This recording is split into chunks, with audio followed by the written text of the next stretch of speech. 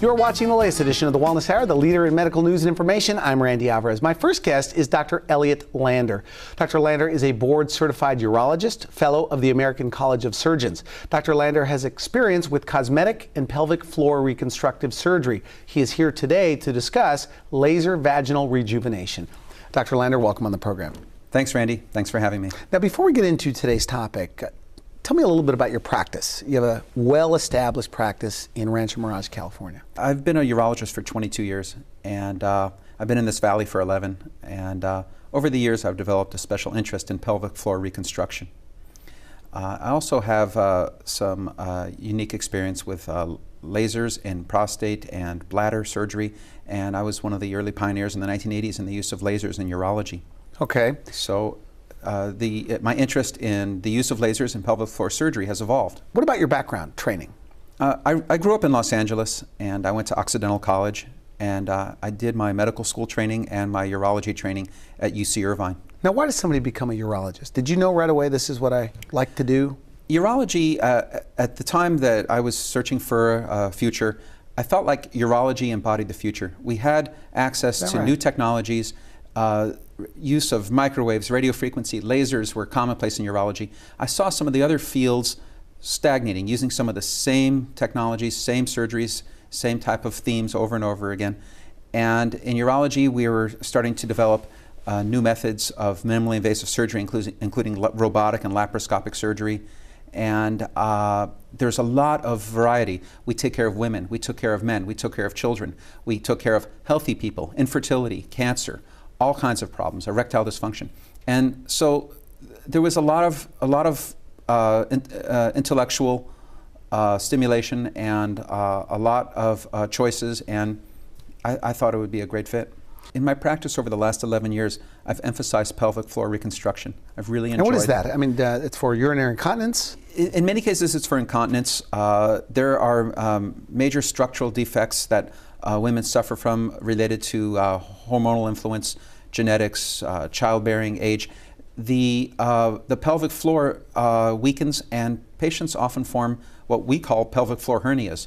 And often their bladders or other organs, bowels, rectum, can fall into these spaces and create a lot of problems related to which organs fell. For example, if their bladder fell, they might suffer from incontinence.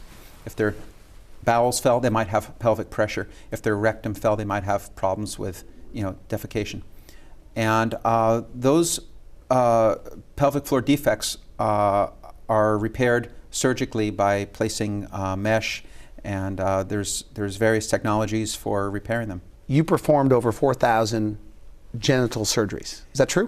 Is that female genital reconstructive surgeries? Yes, Randy. Okay, so why the transition from standard traditional urology to this laser vaginal rejuvenation? More and more, my practice is focused on the pelvic floor reconstructive surgeries. And with my special interest in lasers, there was a professional attraction for me when I learned that you can use lasers in pelvic floor reconstruction and, in addition, add a cosmetic component. Okay, now today we're going to be talking about, and we've talked a lot about this off camera, and so the first half, I guess there's the aesthetic procedures with the laser, and then there is a tightening procedure. Right. Is that right? Yeah. I mean, are those the two categories? You could separate what I do into two categories, but generally there's the laser vaginal rejuvenation, which is a type of tightening procedure. And then there's the designer laser vaginoplasty, which is more of an aesthetic procedure where we can sculpt the external genitalia to the patient's specifications. Okay, let's start then with the tightening procedure, and then we'll move on to the other. How big of a problem is this? It's a real problem, Randy. It's real. When I first started doing this, I was intellectually interested in it, and I wanted to learn the cosmetics, I wanted to learn the laser procedures, but I didn't really understand what I would be dealing with and what I would see out there. But as I'm talking to women and doing more of this and out there. Because you're seeing this in your regular practice. Well, in my regular practice. I mean, complaints of this. Patients would make comments from time to time, but as I became more involved in this, I'm hearing things differently. I'm hearing things from a different perspective. Women want to be heard. They want to talk about these issues, and I think they're embarrassed to, especially over the years when they come in for a little bit of bladder work or something related to a hernia, pelvic floor hernia, or incontinence. I think they're, frankly, having a hard time discussing it with their physician. And I'm talking to colleagues of mine who also do laser vaginal rejuvenation in other cities. I'm hearing the same thing. The patients have been looking for an avenue to have a safe place where they can discuss this. What do you call it? I mean, is it vaginal tightening? What do they call it? Is there a term for it? Because this isn't new, you say. It's a modification of a traditional procedure called anterior posterior repair, which has been done safely for nearly 75 years.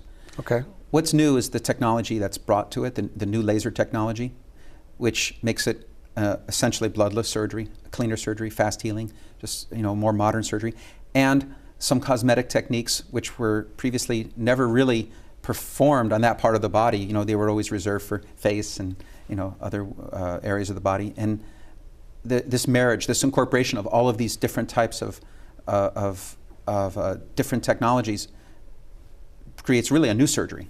Okay, who is a candidate for this tightening procedure? Is it women that have had a lot of children? I mean, what are the different categories of patients you expect to see and that you're seeing? If you ask women who've had a lot of children, they often will complain of this. Often they'll tell you that they have already complained about it to other physicians, to their gynecologists over the years, and sometimes they'd get a patronizing comment, or it would be poo-pooed, or someone would pat them on the back and say, sure, that's part of getting older. Oh yeah, that's part of having kids. But in reality, the patients are distressed, and they are unhappy with how things feel and how they changed. Very commonly, childbirth causes this. Sometimes just aging process, and actually sometimes, Randy, it's genetic, it's familial. So the typical patient that you see, younger, older? Randy, although most patients are between 20 and 50, we don't really have a typical patient. There's a lot of different reasons why women feel they need to see a physician to discuss this problem. We have younger women who might have a little incontinence and then maybe are unhappy with the appearance of their external genitalia. Okay. We have some middle-aged, a little bit older ladies who've had a lot of kids. We have women in their 30s who are married and noticing some changes that are, maybe it's interfering with intercourse. Dr. David Matlock, who designed these procedures and created the procedures and taught them to me, he realized that the sexual gratification is related to the amount of frictional forces generated during intercourse. Now, I've been told, though, the problem with this procedure, or procedures like this, I should say, lack of sensitivity for the woman. True? It's a real issue. The one thing all the patients have in common is that they're bothered by lack of sensitivity after the procedure is my point. No, we have not seen that, and especially if it's done properly and you use the laser. But isn't that the problem, that you lose sensitivity? It's scar tissue. I can see why you would think that, but in reality, you don't lose sensitivity because you're cutting cleanly with the laser, and that area of the body heals extremely well. It's very similar to your lip. When you cut your lip, it heals rapidly, and there is no loss of sensation. Do the women say that they have increased, I guess, pleasure during intercourse? We're talking about intercourse at the moment. They're actually reporting improved sensitivity because you have that contact. You're creating that contact that allows for a sensual experience. This is a tough topic to talk about. We discussed, and I had to think long about it's a tough topic not to talk about because people are just ignoring it, and there's a lot of people out there who need help, and they need to have a place where they can feel safe to talk about it. Women, they must feel uncomfortable talking to a male about this. Sometimes at first, and then it's when they call in, who do they speak to? When you call our phone number, you actually speak to a woman, and you get a compassionate voice. There's someone who talks with you a little bit.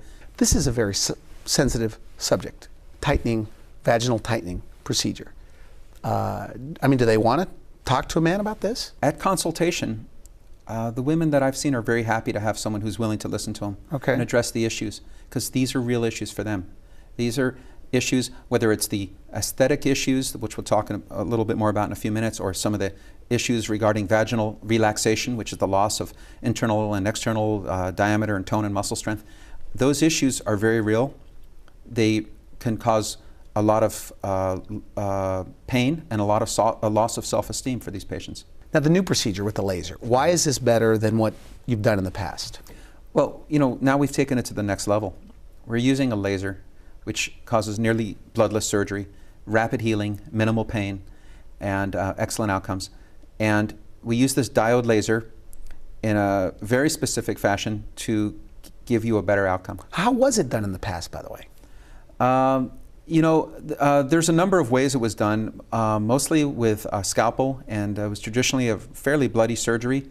Okay. And there was little attention paid to restoring the perineal body and apposing the tissue planes the proper way so that you can rebuild the perineum and the introitus.